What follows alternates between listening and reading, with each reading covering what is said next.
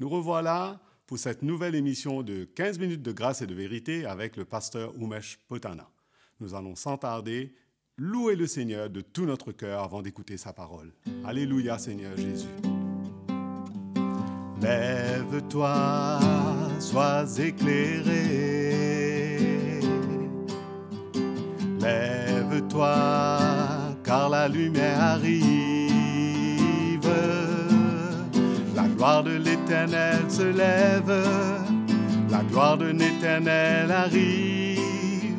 La gloire de l'Éternel se lève sur toi.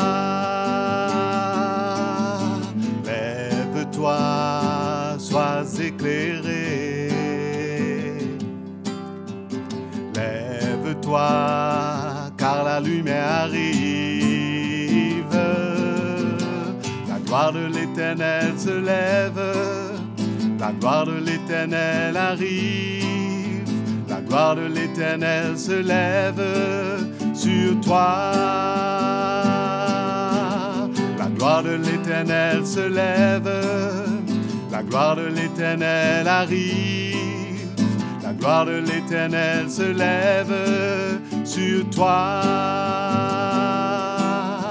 La gloire de l'Éternel se lève sur toi. La gloire de l'Éternel se lève sur toi. Je suis certain que nous allons être éclairés par la parole de Dieu ce matin. Écoutons sa parole. Bonjour mes frères et sœurs bien-aimés dans le Seigneur. Quelle grâce encore une fois de se retrouver autour de la parole de Dieu dans ce 15 minutes de grâce et de vérité. Et je tiens à remercier encore une fois notre frère bien-aimé Patrick. Amen. Et on parlera pour quelques minutes du thème de mon message, la divine puissance.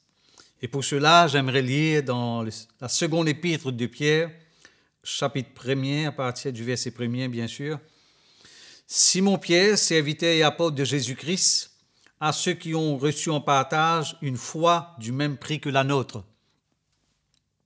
Par la justice de notre Dieu et du Sauveur Jésus-Christ, que la grâce et la paix vous soient multipliées par la connaissance de Dieu et de Jésus-Christ, notre Seigneur.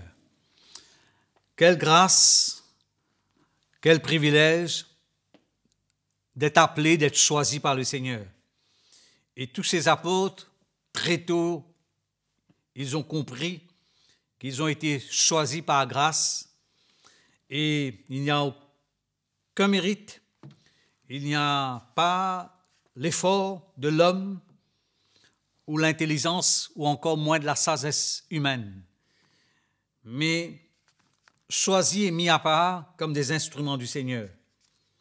Et comme la parole de Dieu nous dit dans 1 Corinthiens 4, verset 7, « Qu'as-tu que tu n'aies reçu? Et si tu l'as reçu, pourquoi te glorifies-tu comme si tu ne l'as pas reçu? » Donc on comprend encore une fois très clairement que tout ce que nous pouvons faire pour le Seigneur, pour l'Église du Seigneur, cela ne peut découler que de la grâce souveraine du Seigneur. Comme on a besoin constamment de se rappeler de cette grâce infaillible et souveraine de Dieu. Amen. Et comme quoi cette divine puissance, c'est ce qui nous assiste et nous équipe afin de pouvoir persévérer. Et nous continuons à lire au verset 3, « Comme sa divine puissance nous a donné tout ce qui contribue à la vie et à la piété au moyen de la connaissance de celui qui nous a appelés par sa propre gloire et par sa vertu. » Donc encore une fois, nous voyons que nous avons été appelés pour la gloire du Seigneur. Et Dieu nous a fait grâce, encore une fois, comme Paul le dit, il dit « Je suis ce que je suis par la grâce de Dieu ». Et c'est tellement vrai, ce n'est que par la grâce de Dieu que nous puissions et nous allons pouvoir, accomplir ce que Dieu nous confie. Et en disant puissance, divine puissance, je pense à cette parole, cette déclaration de Paul encore une fois, dans Romains chapitre 1er, verset 16, il dit « Car je n'ai point honte de l'évangile, c'est une puissance de Dieu pour le salut de quiconque croit. » Donc, on réalise et on insiste et on met l'accent et l'emphase sur cette divine puissance qui vient d'en haut. Nous réalisons comment c'est le Seigneur qui nous donne ce dont nous en avons besoin et que nous ne devenons pas, bien sûr, des petits dieux, loin de là, mais nous sommes devenus, par la grâce du Seigneur, une nouvelle créature, n'est-ce pas? Dans 2 Corinthiens chapitre 5, au verset 17, il est dit que nous sommes une nouvelle créature, les choses anciennes sont passées et voici toutes choses sont devenues nouvelles. Et c'est encore une fois un miracle du Seigneur. Ce changement, cette transformation que seul l'Évangile, cette divine puissance peut emmener à être concrétisée dans notre vie. Et nous continuons et il est dit, lesquels, au verset 4, lesquels nous assurent de sa part le plus grande et le plus précieuse promesse, afin que par elle nous devenions participants de la nature divine, en fuyant la corruption qui existe dans le monde par la convoitise.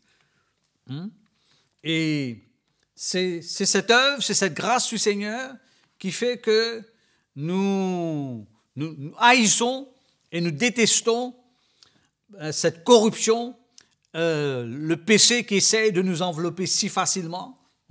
Et cela me vient à l'idée, à l'instant, de Joseph.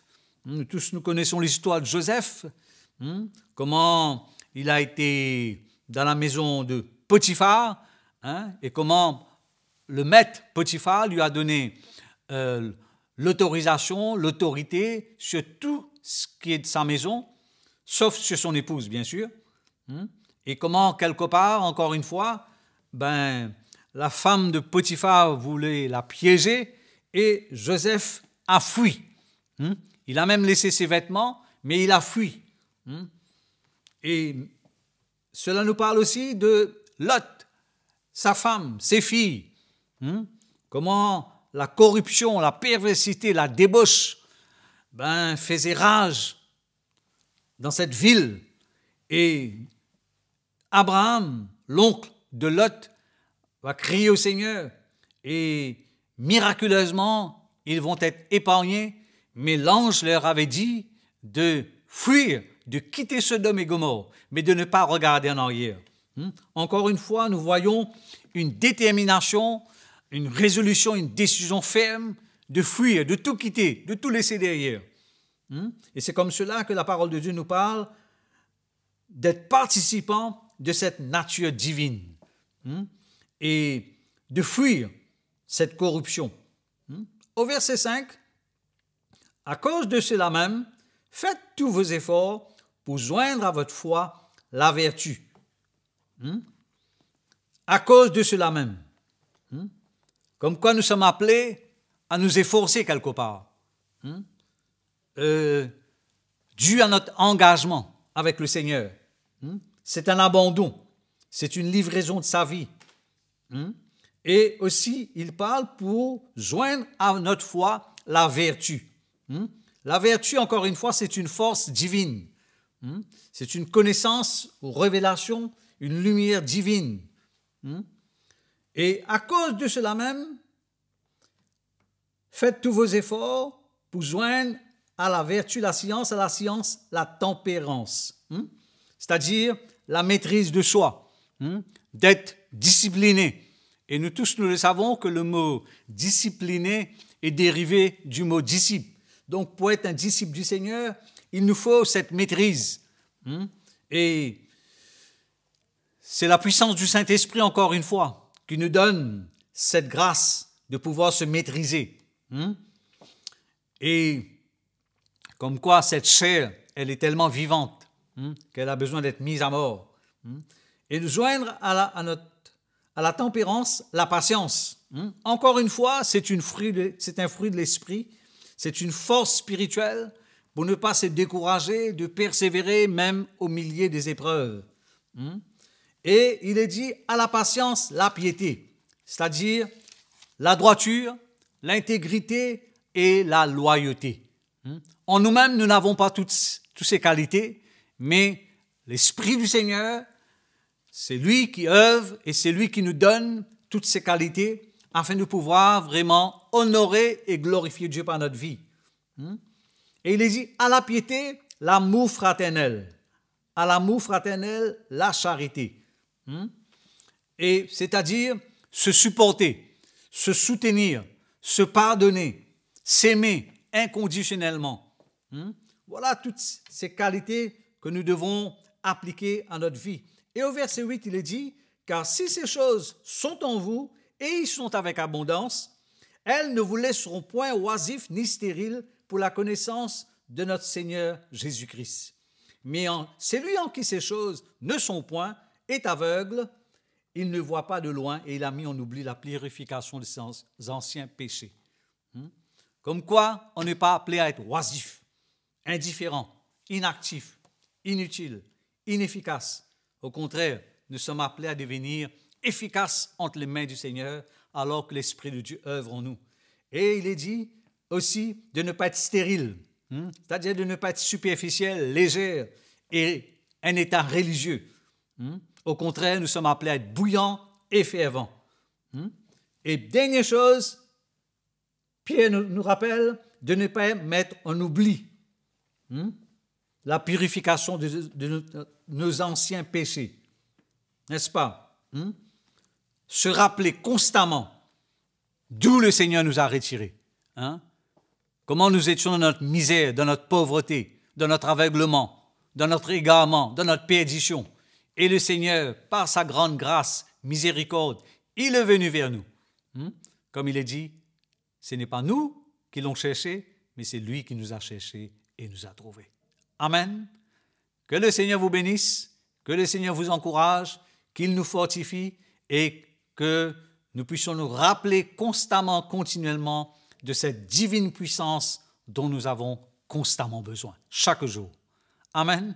Que le Seigneur vous bénisse et je vous retrouve à très bientôt. Nous avons été bénis par le message que nous avons entendu ce matin. Nous vous encourageons à aimer cet épisode de 15 minutes de grâce et de vérité et à la partager à tous ceux que vous connaissez. N'oubliez pas à vous souscrire à notre chaîne CTMI et à cliquer sur la petite cloche pour être averti des prochaines sessions.